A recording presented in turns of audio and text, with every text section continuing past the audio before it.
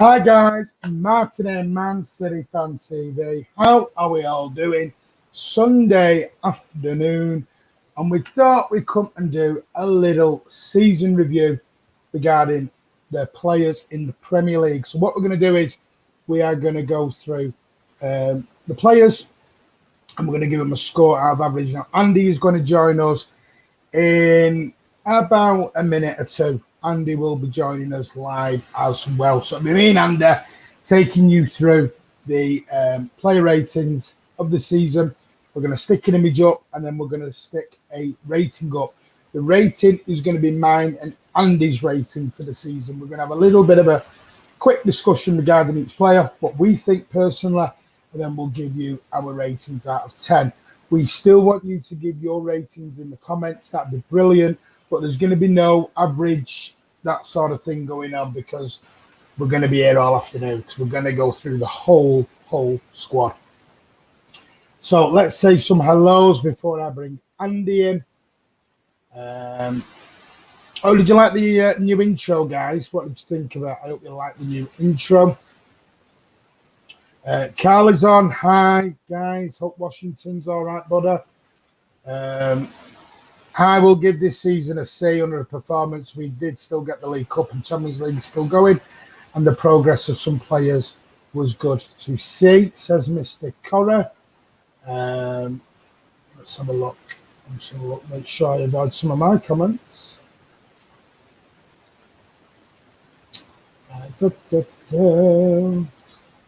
This is really nice. Thank you. Talking about the new intro that we've now got.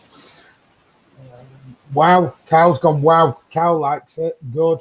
You're going to see little things like that change on the channel. We're going to get bigger and better, as I say. This is class. Thank you, Walsher. Blue Moon Harry's on. Hi, guys. I'm just making sure because I can see Andy on my other screen, so I know when he's giving me the thumbs up and he's ready. Walshy says that's me in the intro. Is it? That you in the intro? J Fresh Stunner is on. Good evening to you, mate. I'm waiting for Andy to give me the thumbs up. So right, okay, he's ready. Sean Fogarty, thank you for the super sticker, mate. Super chat, it is appreciated. So here he comes. Without further ado, how you doing? You all right? Yeah, sorry, it was all a bit rushed there at the end. I've been out picking up stuff for my mum's birthday tomorrow and sort of getting shopping. We got family over for dinner and things like that. So it was all very last minute and I was rushing. So I do apologize, but yeah, I'm looking forward to it. Well, you said Sean's just give us a super chat or super sticker as he normally does. Thank you very much, buddy. Much appreciated. Carl says, brilliant intro, Matt. And the intro's gone down really, really well. That's Good something chat. Kiam has knocked up for us.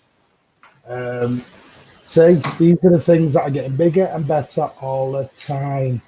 Martin gets a 9 for this season, loses a point for all the ready wears. So it's either red or pink. Make your mind up. Only 1 point.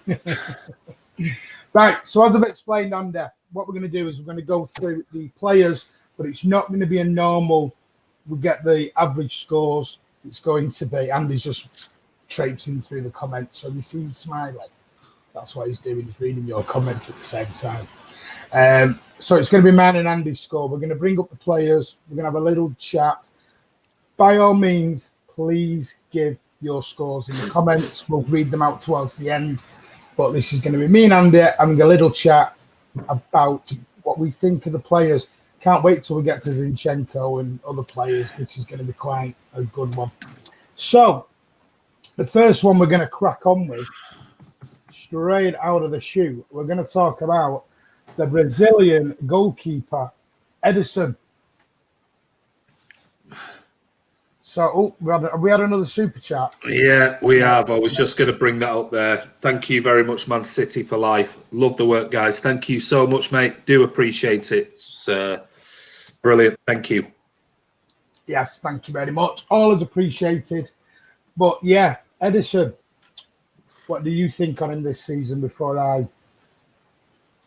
On mine? Okay. I don't think you can really say much about him other than the fact that He's got the Golden Glove, which is absolutely amazing.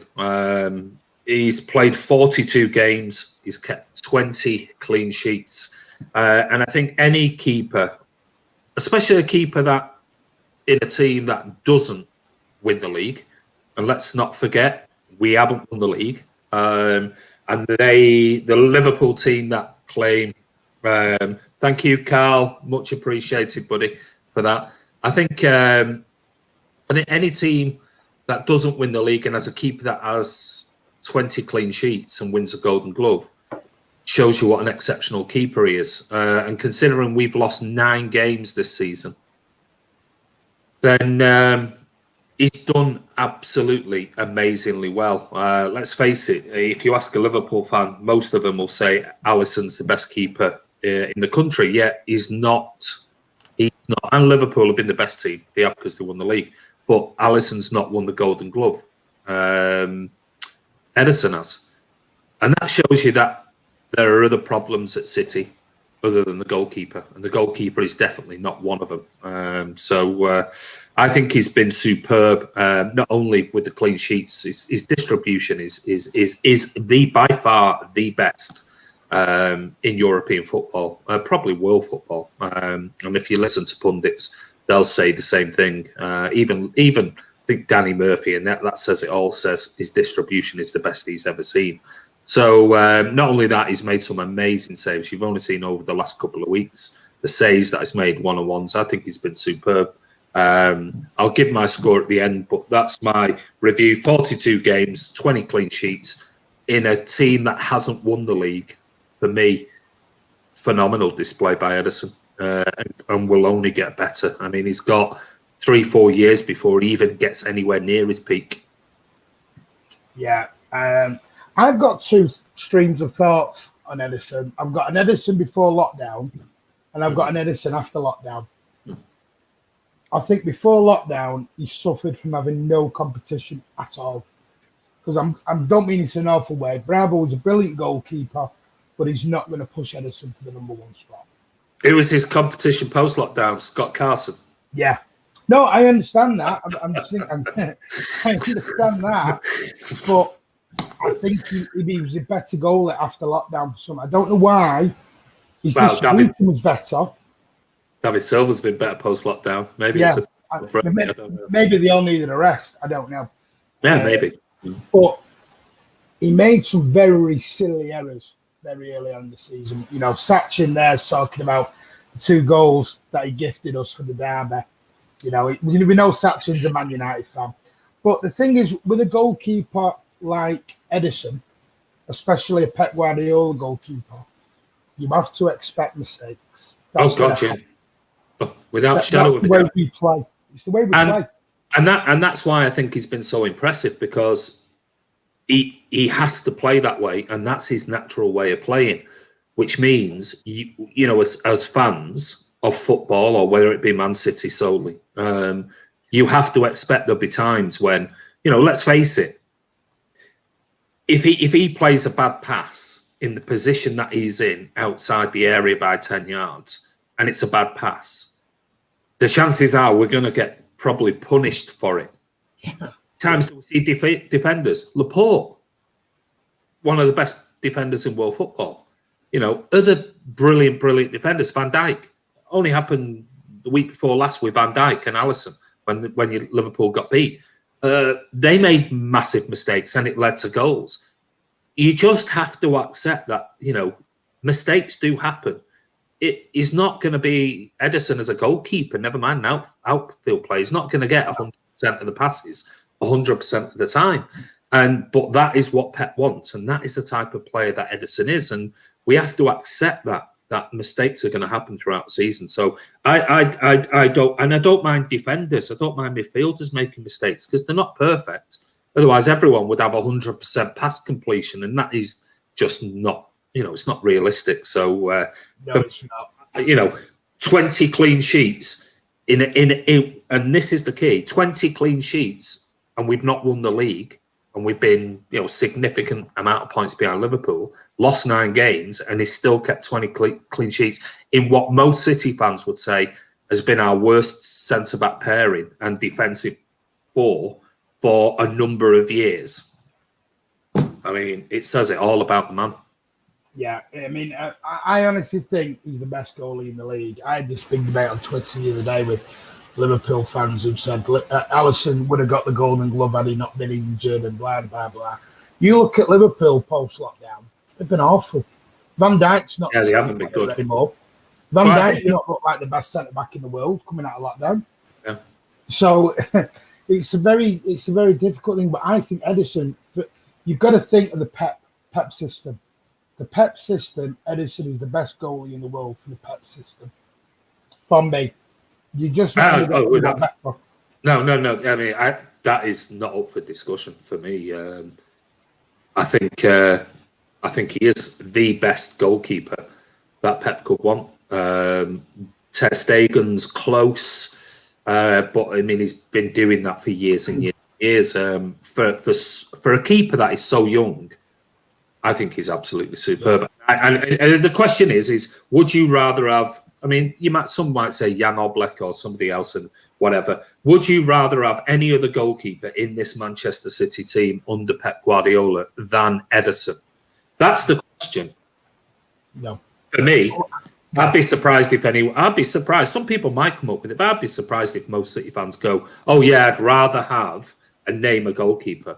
Not for me. Well, I'm going to put it this way: how much was Edison? 39 million. Yes, I know. Well, 36 million. I don't know. I can't remember. We don't know what the ultimate figure is. Oh, I know. But I think you're talking 30 odd million plus some. I think you're talking 120 million for Oblak. You're looking at 70 odd million for Alisson. So I think we can say we've got value for money here. Well, put it this way: if Edison went on the market today, if Jan Oblak has got 120 million euro release clause on there in his contracts, and people would seriously consider spending that. If Edison came on the market and Pep said, "No, I've had enough of him. I'm going to have Scott Carson as my number one." If Edison went on the market, how much money would he go for? I think you're looking at over 100. Oh, well over. Well, I'll tell you what, if Chelsea are going to spend 70 odd million on Kepa, there you go. I mean, it does amaze me how some of these teams missed Edison. How did they miss him? I don't get it. I think when people complain, I'm not just citing this towards you. People complain about Cheeky and Ferran and things like that. Listen, they've got us the best goalkeeper in world football, in my opinion.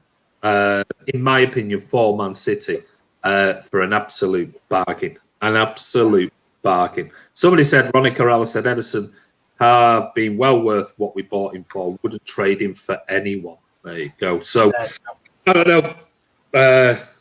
Give him a score.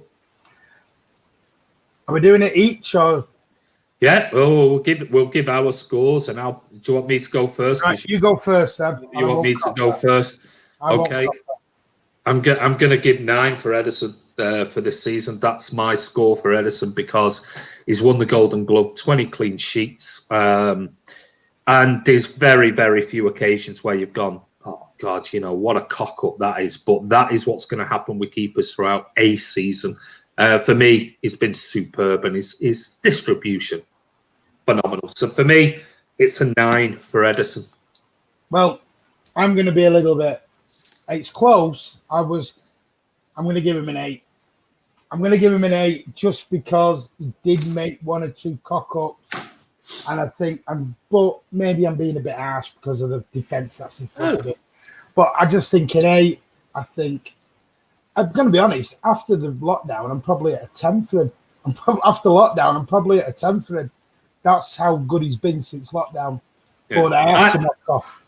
I must admit, I've gone into this and I'm not going to give scores for, I'm going to give them individually, and I'm not trying to give scores thinking there have been better players in the City team, so they'll get I'm just going to give them individual scores, and if a player that comes in mind gets a 9, it doesn't mean to say that both Edison and that player are on equal standings per se. Because I'm taking this on an individual. I'm just going to do it solely on an individual basis, one for one. So it's not like, oh, well, you gave so-and-so an 8. Does that mean that Edison's better? No, it's not. I'm just giving it for what I've seen this season out of each individual. Well, We're going to move on because, like I said, we've got a lot to get through. Yeah, okay. We don't want to be on. We don't want to be here for the next 2 hours. No, I've got lots to do, so I can't. Go on. So if we get a little bit quicker through these, I do apologise. We will get some comments at the end. We've got a lot of players to get through. Who I think's been the best right back in the league this year, Kyle Walker. I know Kiam doesn't like him. Kiam calls him the scarecrow. But we all know Kiam. He's Mr. Negativity on the channel at the moment when it comes to players. That's why we love him. But Kyle Walker, for me, a lot of people think he's a kick and rush player. I think that's a very big insult. And I've heard a lot of people say he's kick and rush. Rival fans, our own fans, say he's kick and rush. I think his passing's really good. His tackling's great. His positional awareness has improved a lot. And I can't name a better right back apart from probably Trent, maybe, where you're sort of struggling this season to match, to be better than him. Yeah. For me, I mean, I think you said it there. I mean, if you had to go who's the best right back in the Premier League right now, and you gave me a choice between two, as much as it pains me to say, I probably would take Trent Alexander-Arnold because he is a brilliant right back. There's no disguising that. But very close behind him in the Premier League is Kyle Walker. And I think those two right backs are significantly ahead of any other right back. Wan-Bissaka's okay. But for me, Walker and Trent Alexander-Arnold are significantly the best right backs, which bodes well for England. It really does to have two phenomenal players. Walker's played 40 games this season. He's got 1 goal. And let's not forget, in all competitions, he's got 6 assists as well. Now, I know that doesn't tally up to Trent Alexander-Arnold. He does take free kicks as well and things like that. But for me, I think Walker's been superb. Absolutely brilliant. And he's in my top 3 players of the season for Man City. I don't care what anyone says. They can argue till the blue in the face. I'm not interested. It's about my opinion. I think Walker's been absolutely superb for us. So, do you want me to give him a score? Yeah, let's get the scores on. He gets an 8 from me. I think he's been excellent this season. I think he's been very, very good. Is he the best in the Premier League? If I had to be really honest, probably not, because I think Trent Alexander-Arnold is the better all-round player, but he's brilliant for City. And let's face it, he's clocked up the fastest time in the Premier League this ever.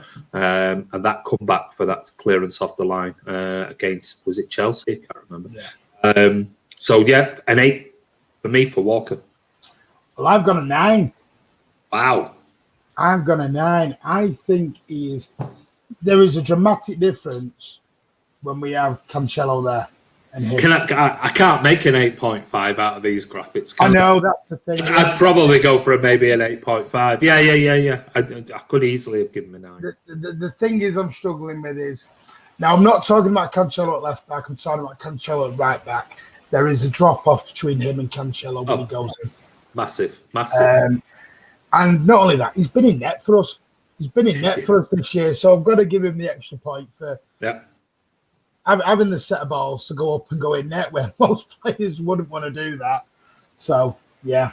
He is good at defending and attacking, where TA is just attacking and he's just defending. Walker has had so many great goal line clearances as well. Yeah, I mean, great Walshy, that's a really good point.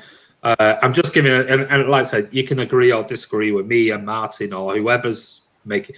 These are all about opinions, so we're just giving you our opinions on what we've seen this season. And is it 8? Is it 9? Is it 8.5? Is it 7? Is it 10? Is it whatever? There's going to be arguments between it, but anyway, just one. Brian Gardner, he gives him an 8 as well. But anyway, right. Are we moving on? Next point. Yeah, we're going to move on. What I want to do now is move on to one of my favourite all-time players, Zinchenko. Right. I want to get this done early. Okay, right. Well, we'll do it quickly then. 25 games, 1 goal. I like his enthusiasm. I like his commitment to the team. It's a difficult one for me because I like players that are utility players. I like players that are happy to be on the bench as well as play. Is he a proper left back? No. Was he good for us when he did come in as a proper left back? Yes, in the season we won the league. And people sometimes oversee that.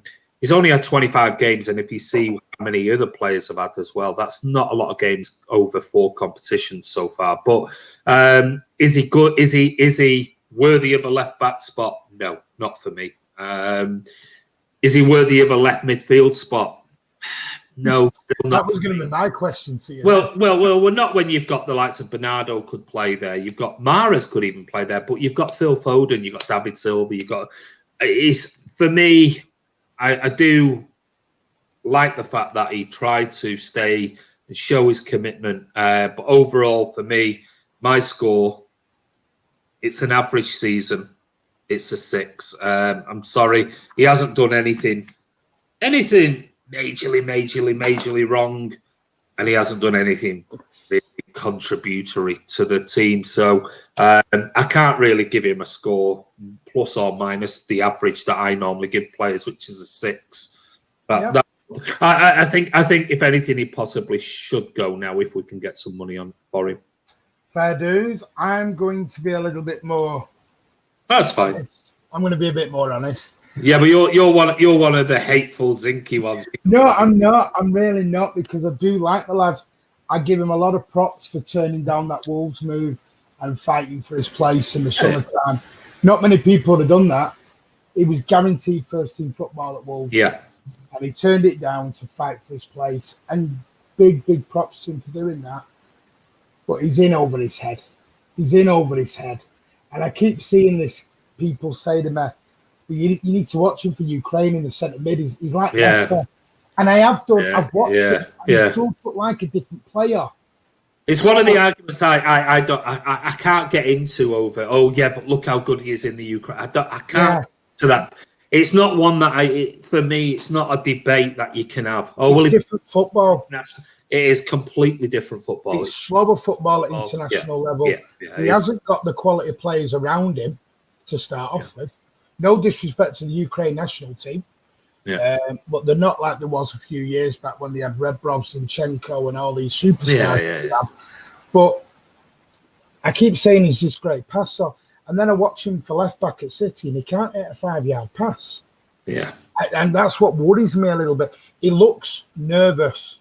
Well, let's not give too much time.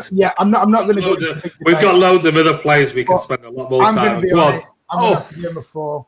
I'm sorry. That's harsh. I have to do it because I go back to the United game, the Tottenham game, the Southampton game. He's made balls ups.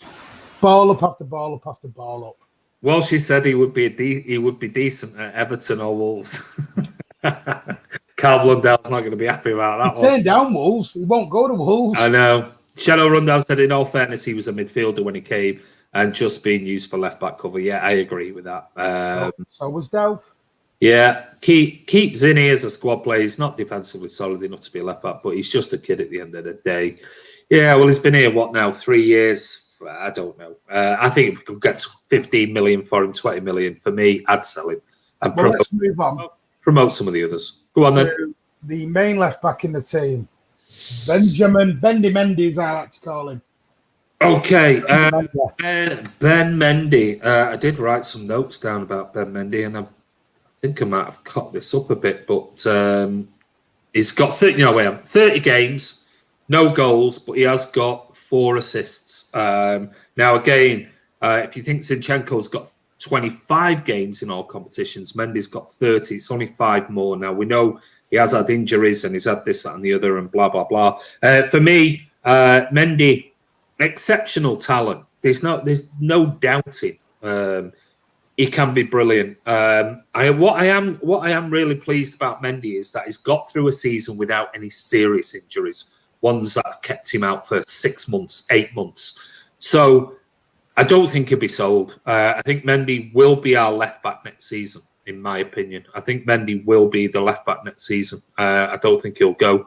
I think he'll work throughout the period at the moment. And for me, the overriding factor is if we're playing Real Madrid and Mendy's fit, Mendy plays. That says it all for me.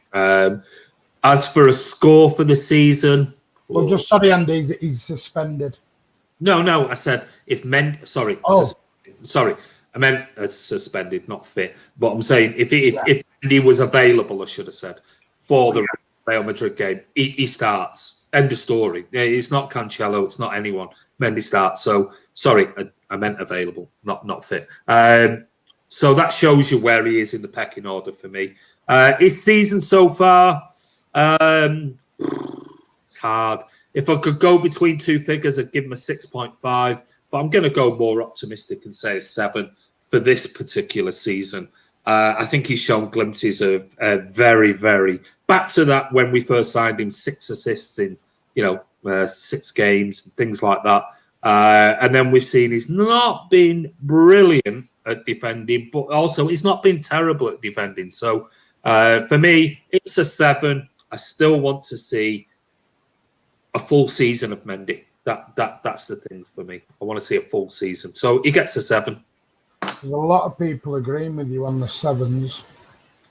I'm going to be honest with you now. I think Mendy is spot on with that. He's got through the whole season with no serious injuries, which is, let's be honest, is probably a bit of a miracle at the moment. But do you know what? I feel sorry for him a little bit. He started having his best run in the team when Aguero got injured. Yeah. So, and what I've noticed is he's banging in these dangerous balls, and they are to Gabriel Jesus, who's not Aguero. And and that's where I think he'd have had a lot more assists if Aguero had been fit. Yeah, maybe. Maybe. But I do think he is our number 1 left back. I think a good point here. Galaxy apart said Mendy box to box wing back, and I think that's one. I can't agree with Angelino. Sorry, Sean Fogarty here. No, not for me. Angelino was only brought back to make some profit on. But Mendy box to box wing back. I agree, and we don't play with wing backs because we don't play with a 3. Well, I'm with you. I think that suits him. But anyway, I'm with you. I'm at 7. You're 7. Okay. 7. So We're 7. Move on to Aymeric Laporte. Okay. Aymeric Laporte then. He's only played 18 games. He's got 1 goal. Obviously, it's very hard to judge because he's had a blighted season because of injury. I still think he's one of the best centre-backs in world football. Left-footed centre-backs in world football, which are unique. They are unique to have a left-footed centre-back. He is superb. We have seen a few ricks lately over the last couple of games, but I think that's a lot because he's been playing a lot since post-lockdown. And when you're coming back for such a long injury, it takes so long to get back in it. And he probably needs this season now is over and Champions League. So I've got to bring this comment up by Ryan Corey on Laporte. What's that? 5 injured, but he's been tossed since he come back. I don't think Ryan Laporte's biggest fan. Yeah, nonsense. Brian Gardner an 8.5. There you go.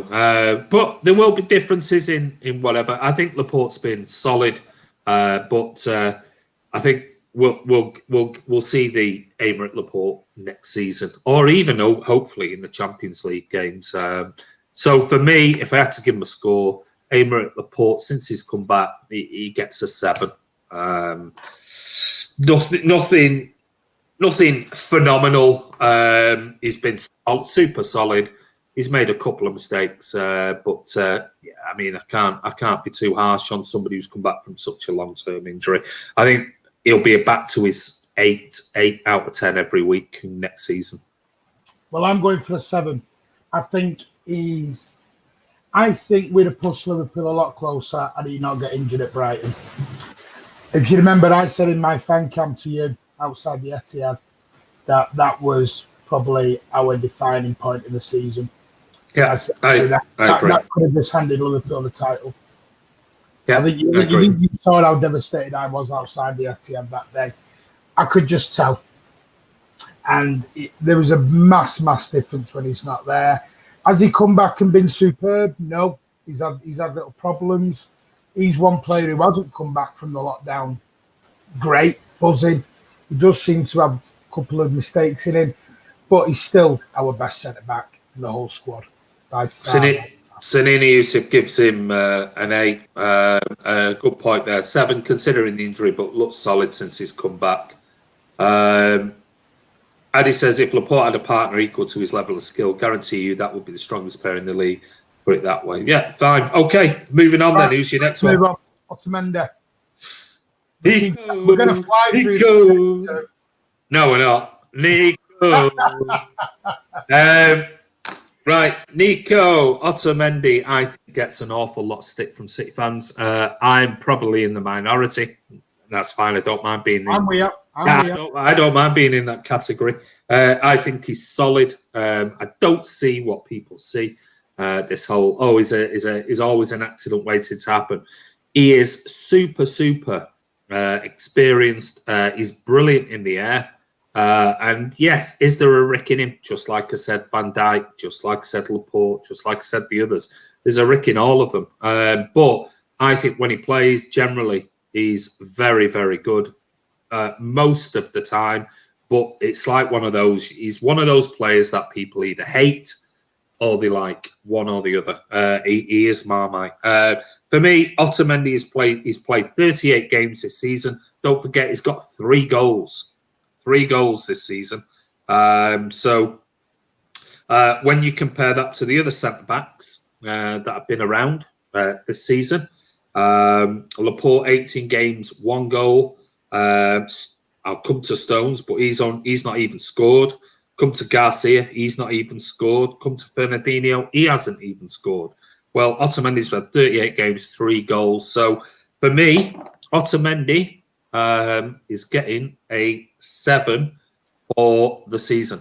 I just think, like I said, there's a prime example of somebody who hates Otamendi. Carl, and there's no logic behind it. There's no logic. Shadow's gone 10. Yeah, it's just one of those, and there's no logic behind it. I would never give any player a 4 in a Man City shirt. I just simply wouldn't. Shadow Rundown says Nico should stay. But it's impossible to give a City player a 4 this season. It is impossible. But people will, and then others will go be on the other side. That'll give them really high marks because they like them. I just don't get it. It makes no sense to me being objective about a player. It just doesn't. But anyway, that's my opinion. I've given him a 7. I'm giving him a 6 because I can't give him a 6.5. Okay. I don't think he's done enough to be a 7. So I'm banging the middle at 6.5. And simply because... I probably would have given him a 6.5. But yeah, we haven't got 0.5, so we're either having to round up or round down here. Well, I round up because I'm more positive. Old-fashioned maths we're having to do at the moment. Yeah, I like Otamendi, I do. I like him more than Stones. I think he'll be gone. Yeah, I do think he'll be gone. I think he'll be gone. I think he'll be with Pellegrini over at Real Betis? Maybe. Rumours are. But, to me, he'll always be the general. He'll always be the man. He will head a ball. He's not scared.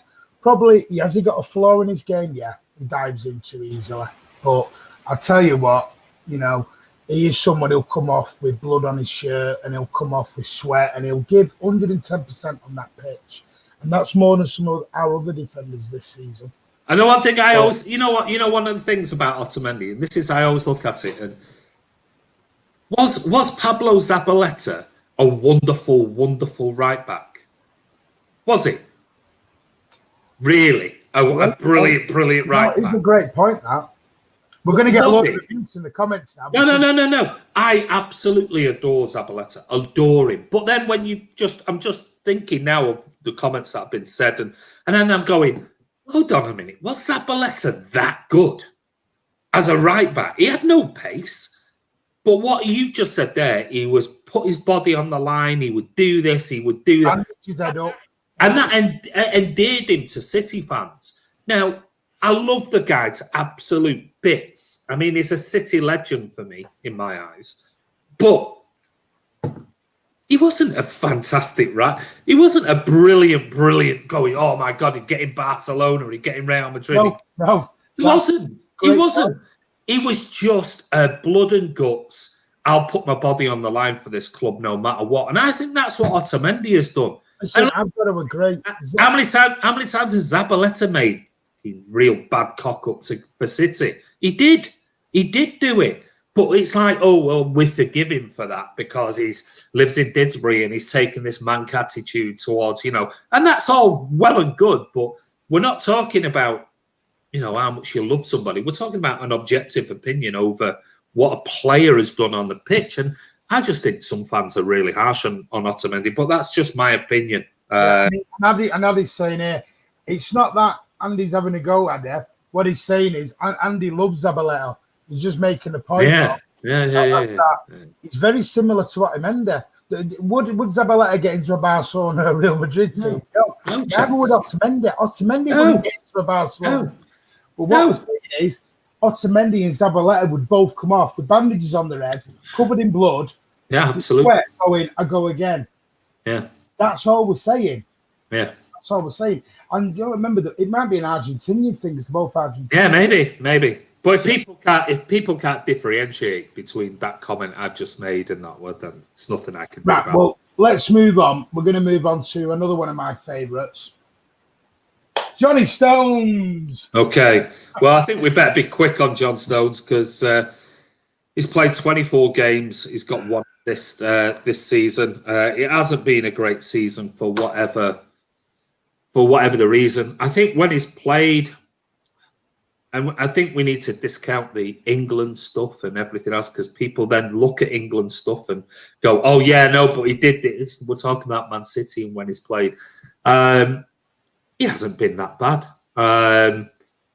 Has he been brilliant? No, not really. Has he done anything majorly wrong week in, week out, whenever he's played? No, not really.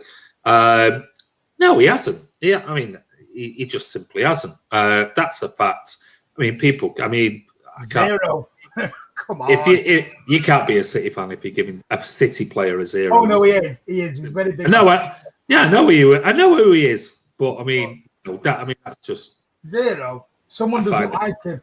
Yeah, I mean that's just what I said before. It's you either love or hate, and for me, you couldn't give any City player a 4. No chance. Not a chance. Even the players that I personally don't like, I would never give them a 4. I mean, they are ultra shite, and that isn't the case. For me, John Stones hasn't done anything to help his cause.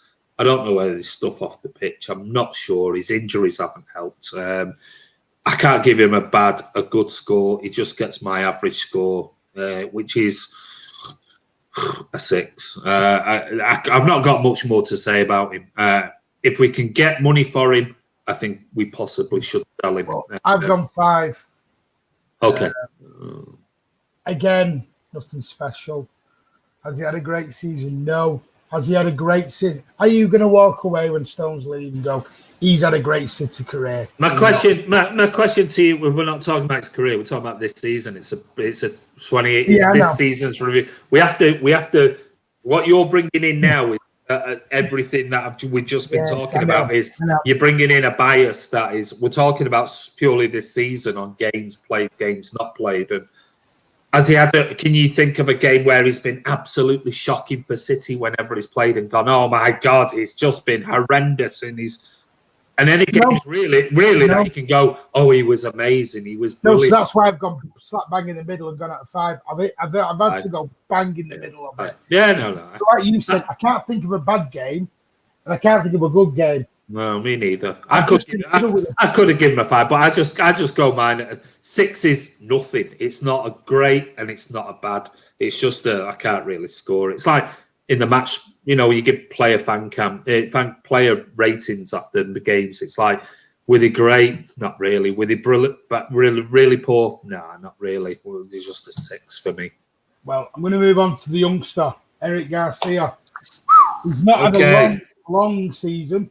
He's only come in after lockdown, really. But how's he done? 24 games, 1 assist. I think he's had some good games. I think he's played some decent games. He's looked okay on the ball and calm and things like that. My only concern, and I've said this way before this season, last summer I said this in videos, I'm just not sure he's got pace. And my one concern is pace as a centre-back at City, because we do get countered so much. Now, if we're a team that sits back and plays a 3-5-2, or we sit back in a deep 4-5-1 or something like that, I think Garcia would be no problem whatsoever. I just think when we play City in a 4, whatever you want to call it, a 4-3-2-1 or a 4-2-3-1, it's all sort of, fluid. But when we play a 4, I think our fullbacks push so far forward that it exposes the two centre-backs. And I really do believe that, especially with Fernandinho not being there on last year's form. Not talking about this year. So my worry is with him, he's got no pace. He looks like he's running in treacle. And that is my one big concern about him. Technically very good. In the Premier League, do I think he would be a top class centre-back? I don't see it. I really don't. And I haven't. I've said it for over a year. I think he's technically very gifted. Might suit La Liga better. Might suit Barcelona as a perfect centre-back. I don't think he suits the Premier League, I'll be honest with you. Yeah. That's my honest opinion. I think he's had better games than he's had bad games. He's had a couple of poor games, but I think he's mostly had pretty decent games. So for me, Garcia gets a 7. But if we can get 30, 40 million for him, for me, I'm going to be honest. I'd sell him. I'm at 7. Okay. And you made a very good point there about the two centre-backs being exposed. And that Norwich game, the final game of that season, was the perfect example. Because how many times did Laporte and Garcia get left utterly exposed to allow Pukki to run through one-on-one each time? And Pukki isn't a Leroy Sané pace, a Sterling. No. He's just slightly quick. And yet he left them. Well, he left Garcia trailing. There's no hate, mate. There's no hate on him. Yeah, I mean, this is the problem. This is the problem when you invite people and put comments up on these type of things. Is that you say anything bad, or you say anything constructive or objective, people accuse you of being hateful or whatever. Now, hold on a minute. If you're talking about that, I've just been talking about a player that I gave a 6 to, and others gave a 0 to. Well, I'm not sure what Shawnee means in the comments in general, or just. I don't know. So but these are just our opinions. I agree with this though. With Sinina, Taylor Bellis is better. I think he's a better prospect. I've said it all along. Well, we'll see, but we're going to move on to, because we need to get going a bit quick. I'm going to go through to a guy who I really did not like at the beginning, but has grown on me big style, João Cancelo. And I think he's changed his attitude as well. I'm not going down the route of attitude. I know you're not, but I had to throw it in there. I'm not going down the attitude because I don't know him. And I'm not around the City squad, so I don't know him personally, and that's why I never, ever talk about attitude. 31 games, 1 goal, 1 assist. 31 games. Don't forget, he's had 31 games this season. 31. That's up there with Ben Mendy. That's more than Zinchenko. That's more than Stones, more than Garcia. He's in the realms of David Silva. That's a lot of games. He's had 31 games, 1 goal, 1 assist.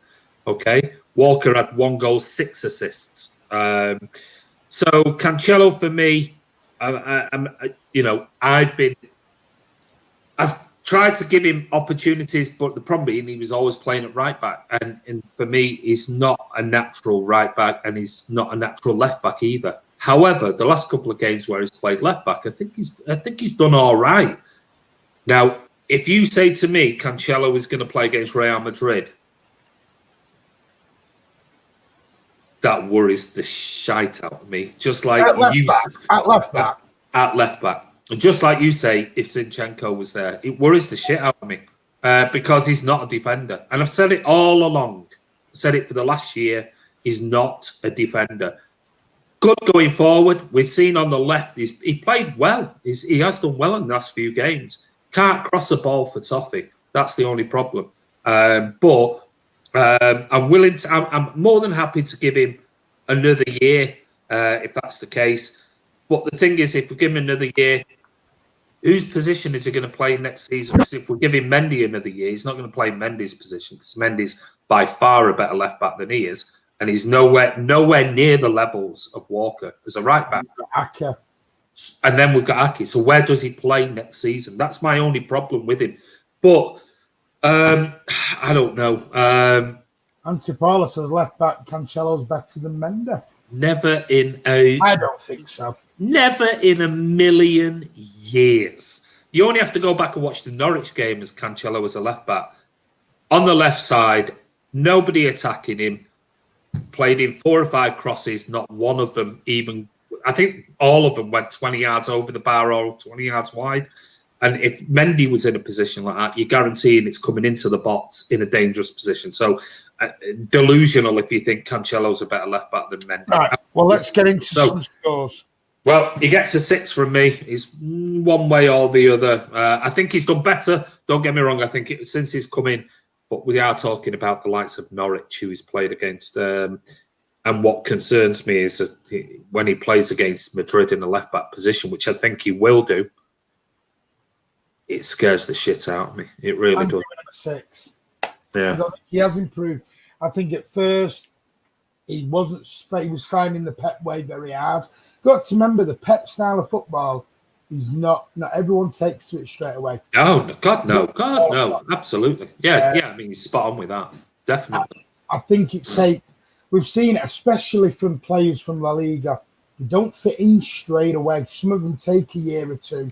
Especially when they have an attitude.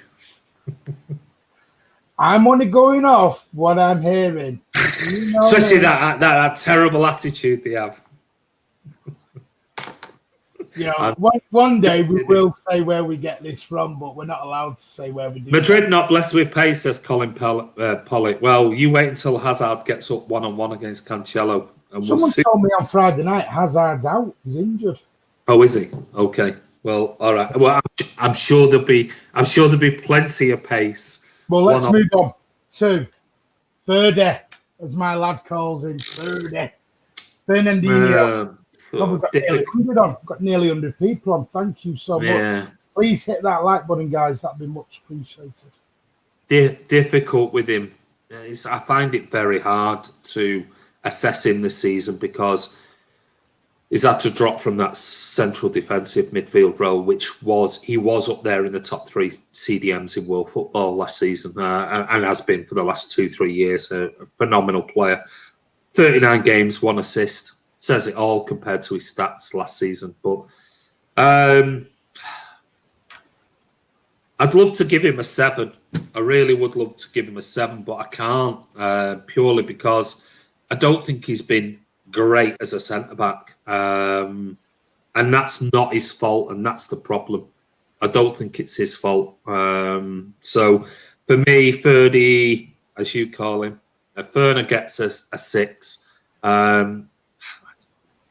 I'd like to give him a 7 because he's had to adapt to a centre-back role. But, I mean, I'm trying to be objective in how has he really been and as a centre-back. And I don't think he's been brilliant, and I don't think he's been bad. He's just a 7s. He's a warrior. Yeah, fine. I mean, no problem. I've got no problem. And like I said, I don't care whether people give him an 8 or a 9. I'm just giving my opinion. And I just think he's a brilliant ambassador for the club. He just gets on with it. He's a leader for us. He's been superb. I mean, I could give him a 9.5 for last season. He was right up there as the best player. And I don't think it's his fault he's playing as a centre-back. I'd still rather some of the games this season he went back to a centre midfield role. But we saw when he did do that, it was almost like he was a duck out of water again. And he wasn't great. So... Well, I think it's been a tough season for him, but I'm going to give him a 7. Warrior.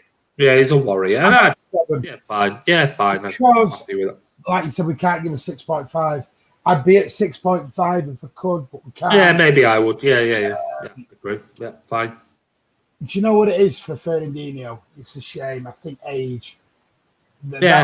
That old clock of age has caught up on him. But there, it's still there, and that's the thing. Of course, I think a lot of the time he's played up there, not necessarily. He's got it. But the one thing is, he won't head a ball, and he hasn't got the box-to-box pace anymore to do it. Yeah. And the thing is, I think we're all living wishing he could. But I'll tell you what, like you said, he never has to go centre back.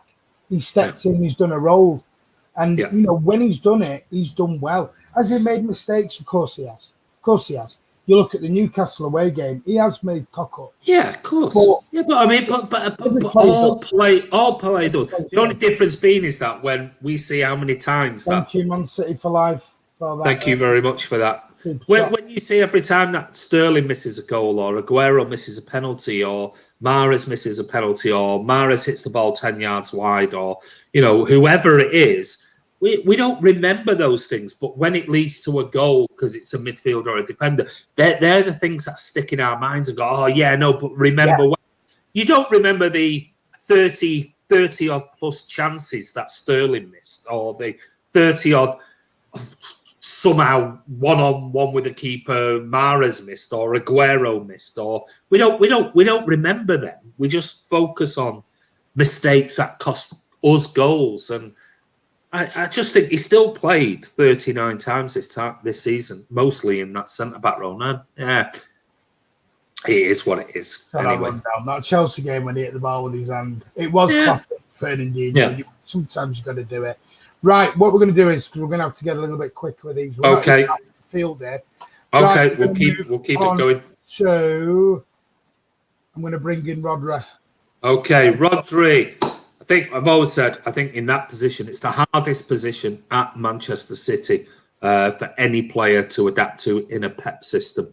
Fernandinho was absolutely phenomenal, and I don't think we should be comparing Fernandinho to Rodri or Rodri to Fernandinho. He's had to learn that position. I think he's done a good job when he's come in. He's had one or two wonderful games. He's had one or two where not really a bit ineffective. Overall, for me, Rodri definitely needs another year in that role because it's such a specialist role. But for me, he gets a 7. I think he's done all right, and we've seen glimpses of what he could be. Still young for that type of role. I'm going to give Rodri an 8. Okay. I think he has done really well for his first season, and he's broken a lot of damn records this year on Opta. Well, he's played 50 games. 50 games in all competitions. He's got 4 goals and 2 assists.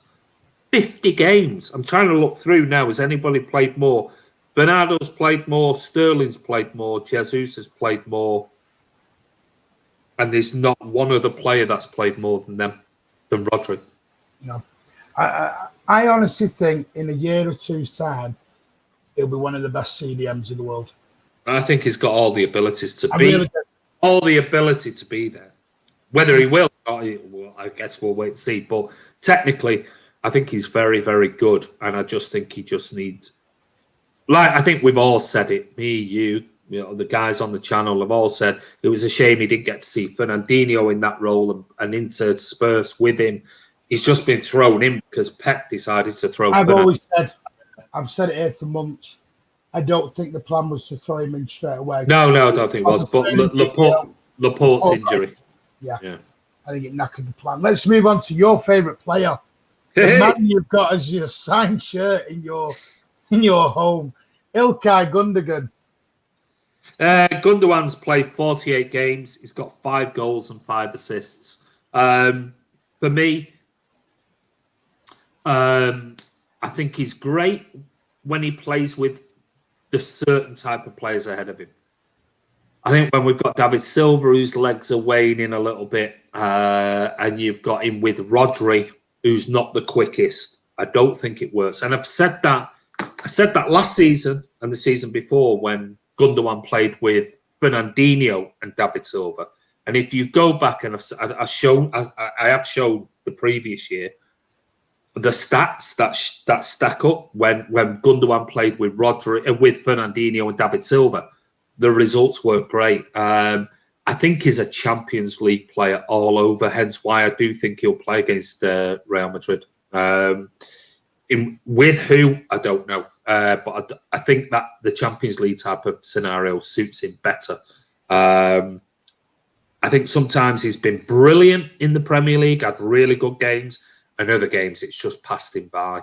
I can't give him a 7, and I don't want to give him a 6. But I'll give him a 7 because I'm erring on the higher level. But I would have given him a 6.5 to a 7. So I'm going to give him Gundogan a 7. I do think the Champions League, European football suits him a lot better now than it does. I'm with you, 7. Yeah, okay. I think he's got better as the season's gone on again. Yeah, I agree with that. I remember going to Everton and boy, did he get stick. You know, I remember me and you had words with Everton, with our own fans while we were in there over. Gundogan's very much like Otamendi. He's Marmite. You either like him, you don't like him. Pep loves him. Yeah, Pep absolutely loves his technical abilities. Do you know what I think it is? Because he doesn't do anything.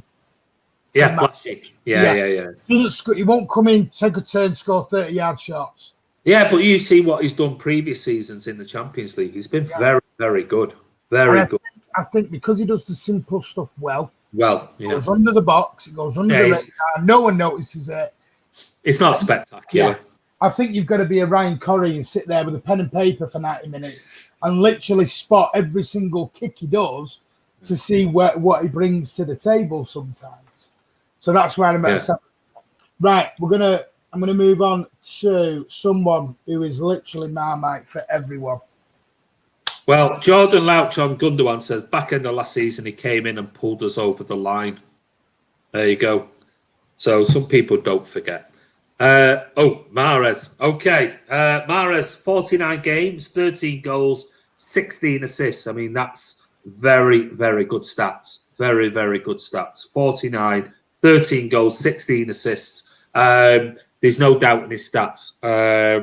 If you're a statistician and you just go on purely on stats. Here we go. No. I think Mahrez has had a good season. I really, really do.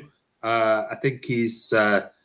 If you want to take, the thing is, you have to separate between watching him live or watching his games and going, well, hold on a minute. Look, he's got 13 goals and he's got 16 assists and things like that.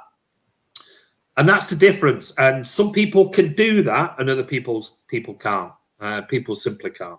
And I do think Mahrez is like a Gundogan, an Otamendi, and whatever. It's one of those bipolar things. It's either anti-polar at 9 and Paul Dempsey's gone 1. So you see what I mean? It's literally yeah. I mean, it's one of those. I think he's had a very good season compared to last season. I thought he was garbage last season. This season, great this season, but it's Mahrez, so a 2. That sums it up, really, doesn't it? With it. Yeah. I don't know whether he's saying that's what we'll give him because it's Mahrez. But my one thing is overall is the same thing I've said all the time is I don't think Mahrez is a right winger. But people will say, well, he's got 13 goals and he's got 16 assists and he's done this and that and the other, and that's fine. But go back and look who those goals are against and how they accumulate and things like that. You know, they're in big wins. I think he's done well. I do think he's done well. Is he a right winger for me? No. Never in a million years, because he can't beat a player. That's his problem. Is he great at shooting? No. If you look at how many shots he's had, where he's been free, not one-on-one, but free to shoot, and how many of them are on target? Probably, I'm guessing 20% are on target when there's under no pressure whatsoever. But then he scored some absolute wonderful goals. So Mahrez, for me, I think has had a good season, and I'm going to give Mahrez. Going to give him an 8. I think he's had a good season. Is he a solution in that current position? Would I rather have somebody else in that position? Absolutely, 100%. He isn't a right winger. If we didn't have Kevin De Bruyne, for me, that 8 role is the perfect role for Mahrez. And I keep saying it, and everyone disagrees with me. I keep saying, Shove him on the left then. Let's see what he's like because he's on his left foot. He'll get some brilliant crosses in because he's a brilliant... What do we see on the right? He don't beat a player. I'm sure he can beat players on the left. I'm really sure he can with his trickery because he'll favour his left foot.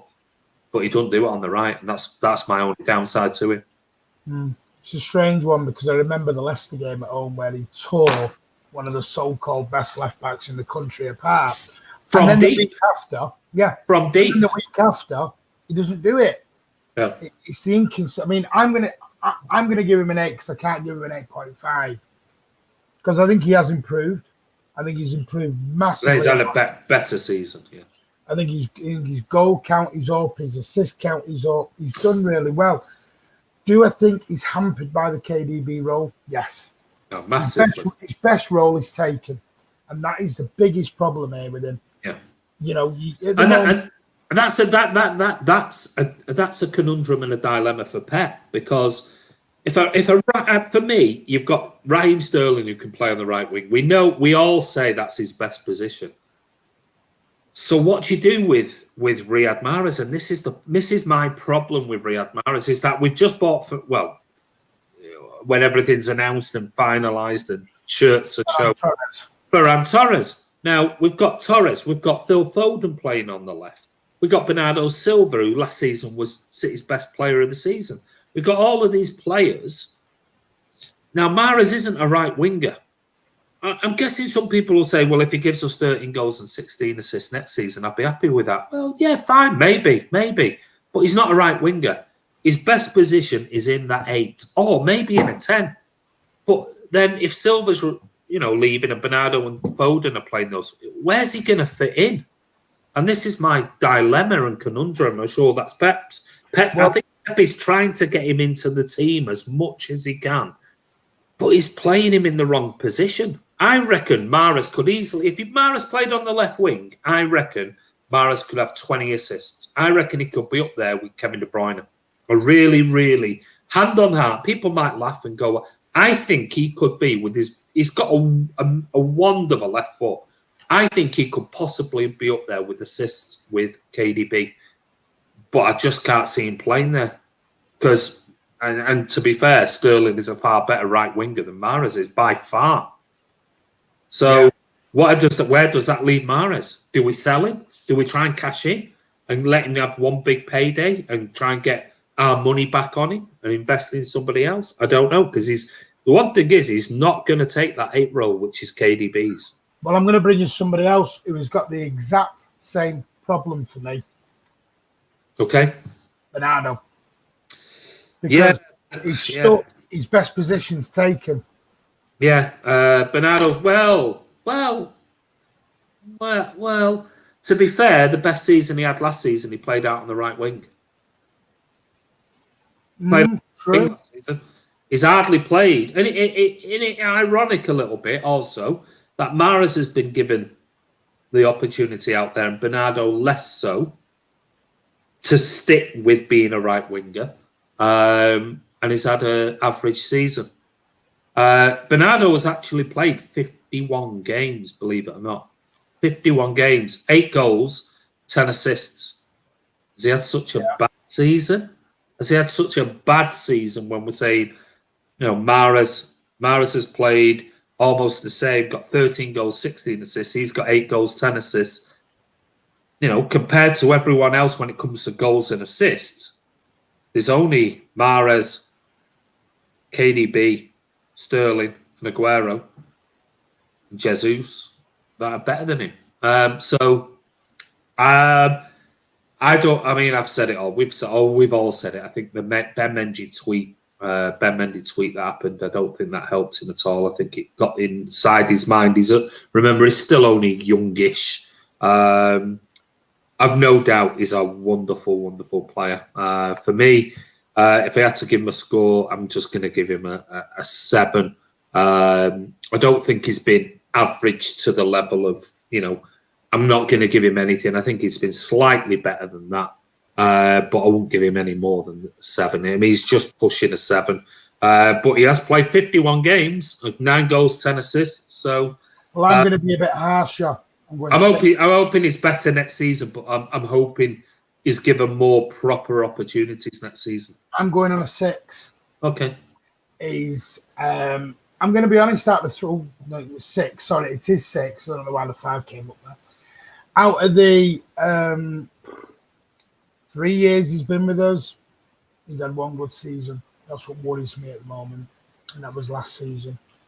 I have heard rumours off the field.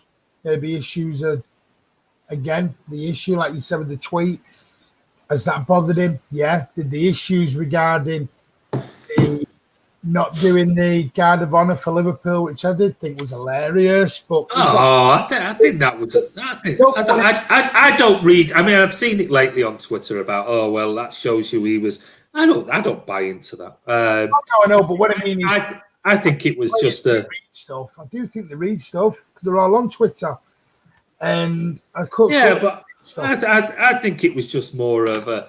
I think he's almost like a Zappa. He wants to be immersed he lives in the city. He loves the city.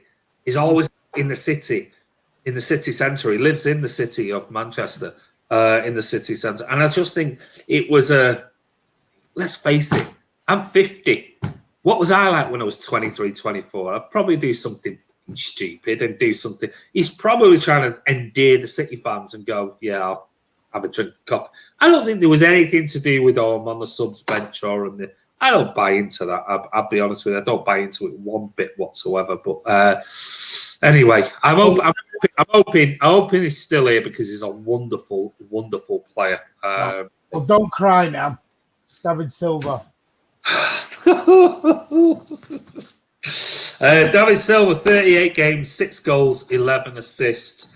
38 goals for a whole season for David Silva. I think that's one of his lowest he's ever had at Man City. How can you possibly ask me to give him a score? I can give him a score. I can give him a score with his ball dead. I can give him a score pre-lockdown, and I can give him a score post-lockdown. I can give him 3 scores. So here you go. Bald head at City, 9. Pre-lockdown, 6. Post-lockdown, if there was a 0.5, I would have given him a 0.5. Because I think since the post-lockdown, he's been absolutely brilliant. Absolutely. Carl's only given him a 6.5. Delusional. Absolutely delusional. I'm going to give him delusional. A 7. A 7. I'm not going to go through posts because we're only doing this season. No. That's fine. No, that's fine. 7. Go on then, fine. If it's God, I can't. I mean, 7. I cannot give him a 7.5, can I? No, I don't know. Give him whatever you want. Everyone's opinion. I don't think before lockdown he was great. After lockdown, it's like rolling back the clock. Yeah, I agree. Absolutely wonderful. Yeah. But you've got to remember, it was only 9 or 10 games after lockdown. Yeah. The other games before it where. Yeah, don't forget. He might win us the Champions League. So. What, and then leave the cup in the middle. Right. Yeah. Okay. Get through these a bit quicker. I do apologise, guys. Okay. Foden, the stop button. Yes. Phil Foden, 37 games, 8 goals, 9 assists. Wow. Now, this is for somebody who was going to spend 6 months on the bench, according to Neil Custis. Remember that quote? Oh, 6, he's going to spend 6 months on the bench. Well, I think every City fan knew. Well, no, I wouldn't say every. Most City fans knew that Pep had a plan for Foden, and it was all going to be about just bide your time. You'll learn off David Silva this season. You'll get more game, and that's what he's done. I think he's been absolutely phenomenal. He's had 1 or 2. Sort of non-existent games, I'll be honest with you. But like most players have, Kevin De Bruyne has had non-existent games this season, things like that. But I think since he's come in a regular berth and everything, I think he's been absolutely superb. Really, really good. So 8 goals, 9 assists for one who's going to sit on the bench for 6 months and not do anything. I think he's the future of Manchester City. I think he's the future of England. And Phil Foden, for me, gets, if I could, I'd go 8.5, but I'm going to give him an 8. I think it's been brilliant. Really, really good. Very promising. Just to make a point, if you see anything changing, guys, Kiami's on in the background doing some adjustments. So, just to double check, just to let you know, Kiami's on in the background making some adjustments to it. Addy says, Foden, this is the difference. Addy was going on about Mahrez and things like that before. Addy, Foden's been the best thing about this season. Unreal talent, 9 out of 10. But he's happy to give 1s, and I think he gave a 1, or did they give a 0? I'm going to give Foden 9. Because I just love well, yeah. Well, I said 8. I could have given 5. Brilliant. He's been superb. I just can't wait to see him in a full season next year, running, rolling. You know, yeah. I can't wait for it. I love the kid. Well, let's hope so. That's the thing. Yeah, I mean, we're hoping he's not going to bring in another player, an Alwar, a Bensia or whatever, Benica or whatever it's called. And Benesa, yeah. Yeah, Benesa. And let's have a look. Oh, hang on, what's this one saying here? Hello, Martin. I discovered the channel today. I must say this is class. Already subscribed and will start watching consistently. Thank you very much. Thank you, right. Ed. Let's move on. We're going to go to Raz. Oh, Raz, 50 games, 30 goals, 9 assists. Stats are phenomenal. Absolutely phenomenal. You know what? When he signed for City, I thought he'd be a good player. Did I think he'd be world class? No. I just didn't. I thought he would be an exciting player, a bit like we saw Sane. You know, I thought he'd be, and then he might have a couple of years and then he might go. He has been getting better and better and better. He's been absolutely phenomenal. Brilliant, brilliant season. 30 goals and 9 assists. I mean, as a winger. Let's face it, as a left winger. And then we've got the argument, so should he play on the right? I mean, this is the thing. This is the thing. We're all as City fans. Oh, no, he's much better on the right. And 30 goals and 9 assists playing on the left most of the time. You know what the scary thing is, though? Phenomenal. How much stick was we giving him come October, November time? No. Don't you say we. I never, ever got into that. And I defended him to the hill against you lot. It was you lot on the channel that gave him loads of stick. Even up until when lockdown started. And I kept saying, no, I'm not having that. And you lot were, oh, yeah, he's been like 3 months, 4 months, he's been garbage. And I said, he's a brilliant player. It's that simple. And look at his stats. Off the charts. For me, sorry, Raz, I can't give you a 10, but I would give you a 9.5 if I could. I think you've had a brilliant, brilliant season. Absolutely. And I'm hoping that he's going to be the main man when it comes to Real Madrid. I'm giving him a 9. I'd give him a 10 if I could, or a 9.5, but I think he's phenomenal. I think his goal scoring record, his contribution, he's finished the season as he started it. Yeah. I agree with that. He's at the middle average bit where I agree with that. Yeah. But it's rare. It's rare that you get a player goes the whole season, week in, week out. You know the scary thing is, they are brilliant. If he'd have continued the start at the end, you put them together, he'd been up there with Ronaldo. Oh, phenomenal. Suarez. Lewandowski. Well, do you remember Suarez in the Premier League when he scored 40-odd goals? And Ronaldo, he'd be up there with that. He would easily, in that 4-month period, he would easily have been the Golden Boot by miles. And the chances are he'd be pushing Kevin De Bruyne and let me into a secret. Liverpool sold him for less than 50 million to us. Thanks very much, guys. Yeah, they forget that. He's been. I'm just hoping. I'm really, really hoping that he really is the main man, because I do think without Aguero against Madrid, he could be the main man against them. I'm hoping. Not this man, then. Gabby. Man against Madrid. I tell you what, we talk. Well, let's talk about stats then, because people like I'm gonna give the stat. I've given the stats on it. Change your name to Ryan. Yeah. Well, no, I'm just calling out the game, and again, it's another splits Man City fans, and he is 51 games, so he's played the same amount of games as Bernardo, or one more than Sterling. He's up there with KDB and Rodri. 51, and they're subs, and but there are total appearances. 22 goals and 13 assists in all competitions. 22 goals and 13 assists in all competitions. That is just one every other game. Goal and 13 assists.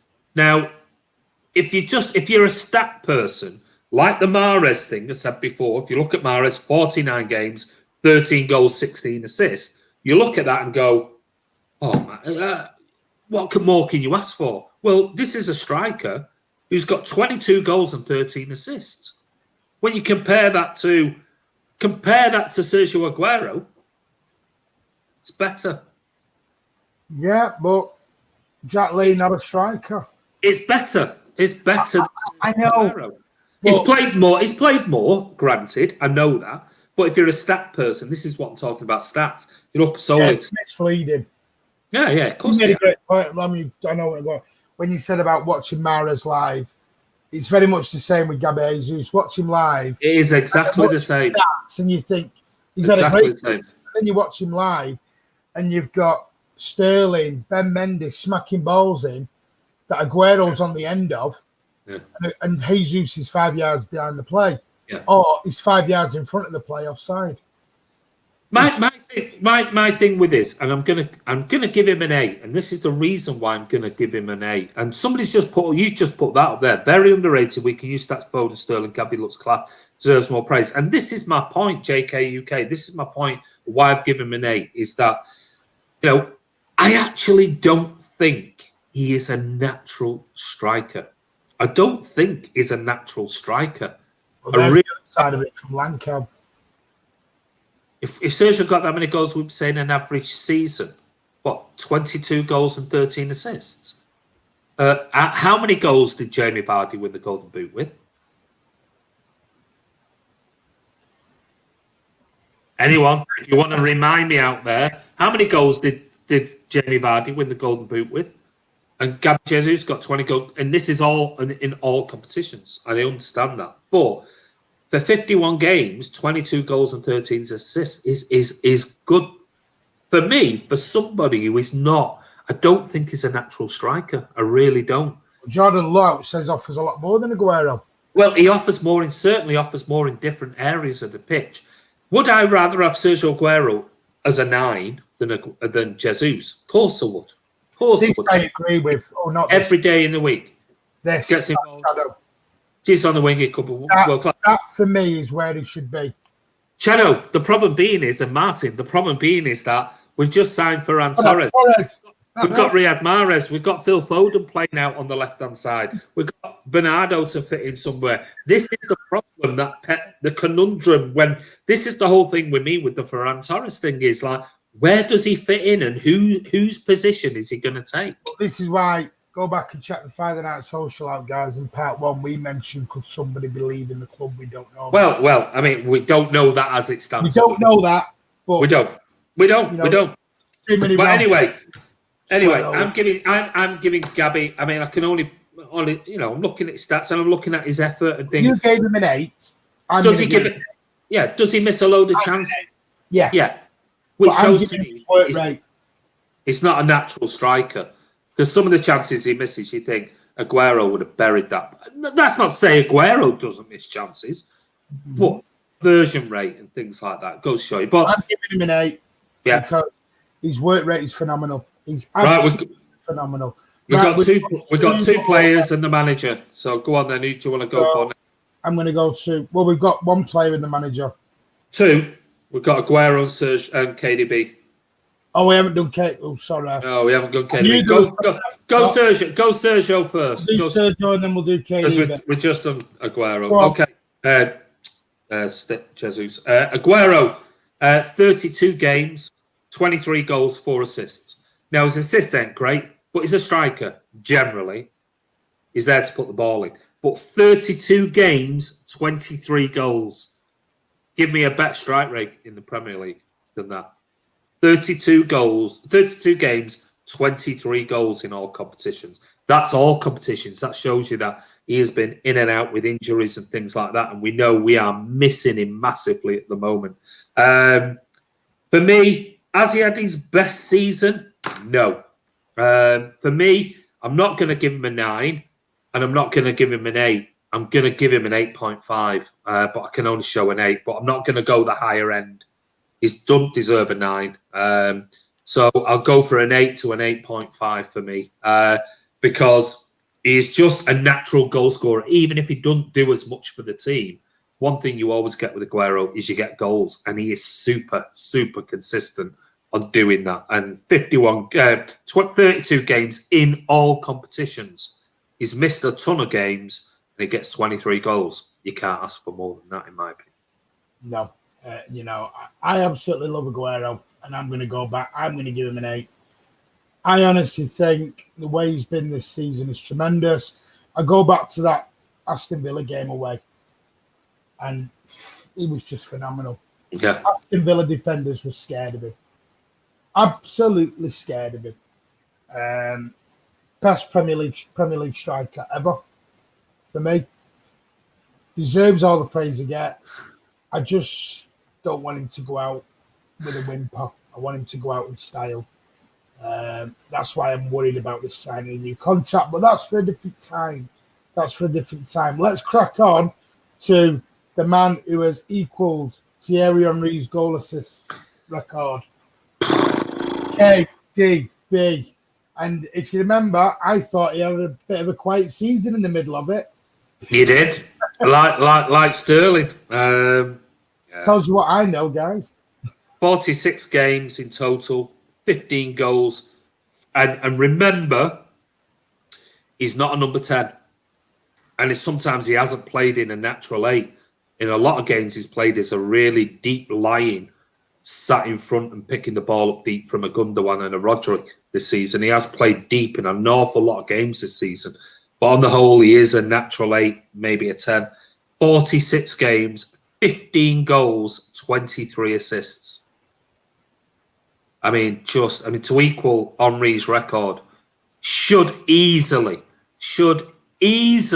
have got 28, 30 this season, in my opinion. The amount of chances that people have missed from putting him on a plate.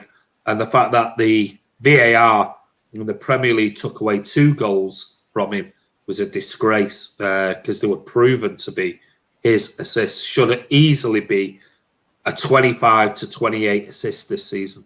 Absolutely phenomenal.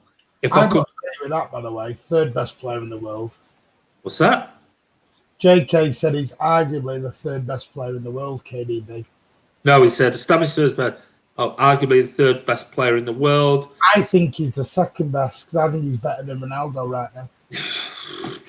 Again, if you're a stat person, it's hard to argue against Ronaldo's stats. But for me, he's the best midfielder in world football, without a shadow of a doubt. Jack Lee, legend, next captain. Well, if I could give him a 9.5 on here, I can't give anyone a 10.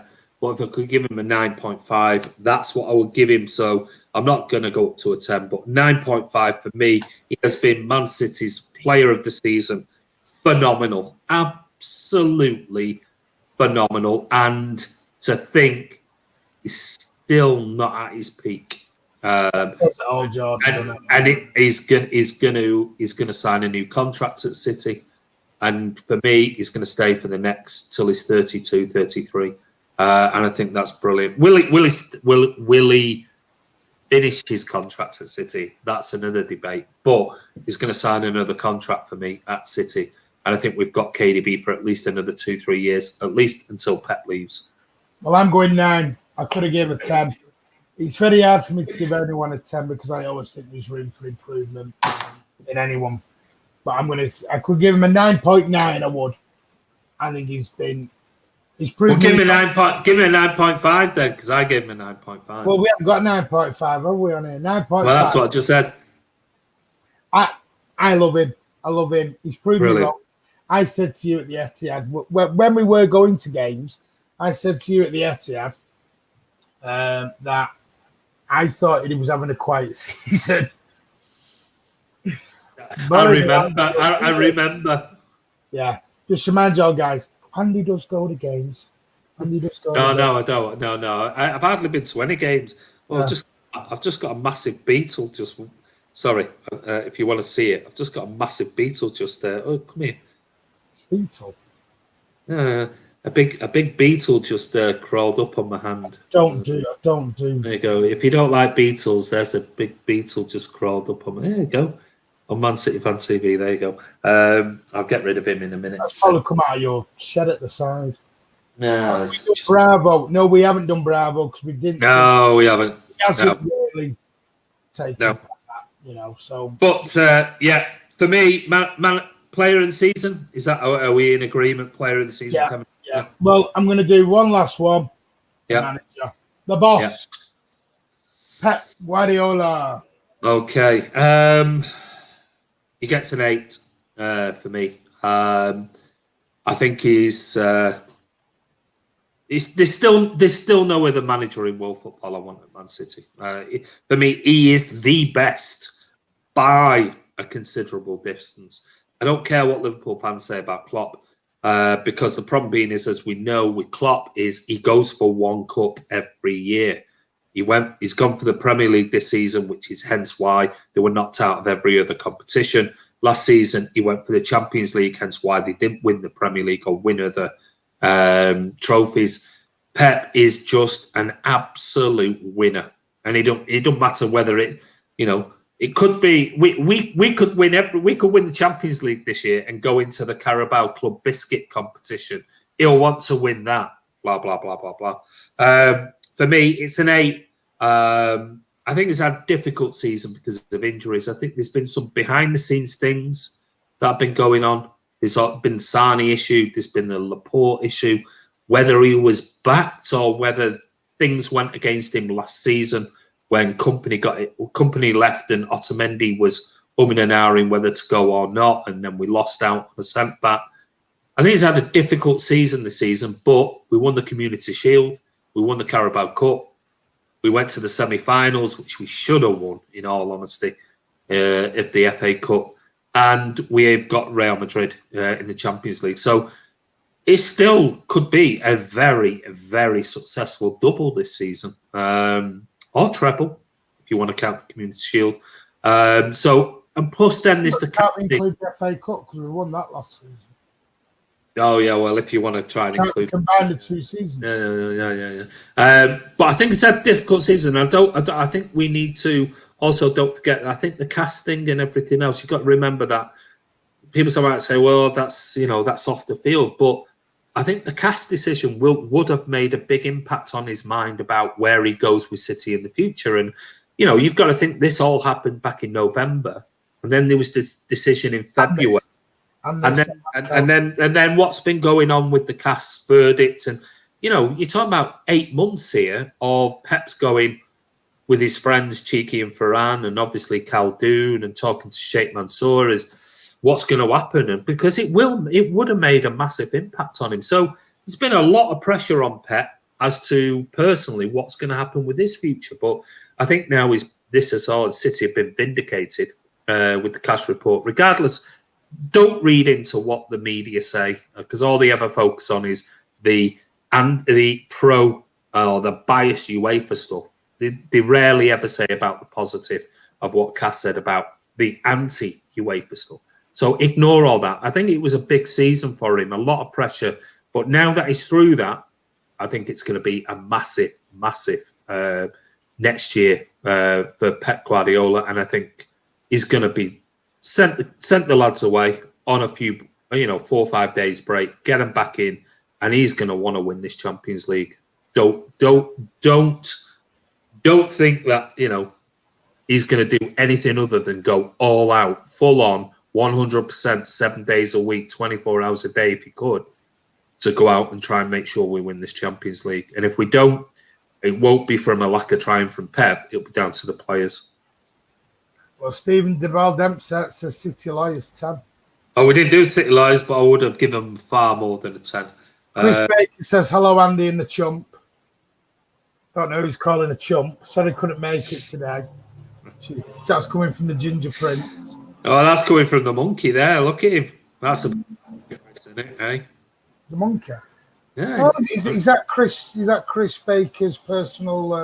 Well, unless somebody is, Is that Chris praying there?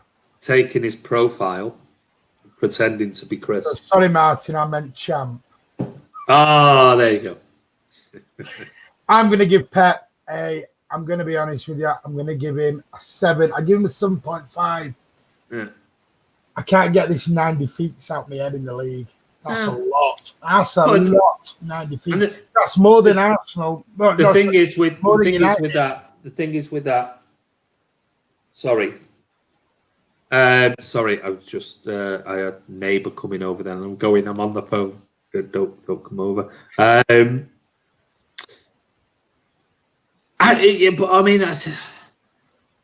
Can you blame Pep for the 9 defeats? Can you honest? And this is my thing: is can you actually go? Oh, Pep made a right cock up in the in the lineups, or were a lot of those down to really poor mistakes? No, my big thing is, and that Pep can't do much about when you send what you. I mean, and that, all right. Well, I'll tell you what. Then here you go. Here's a question for you, and I'm not arguing about this. I'm just no.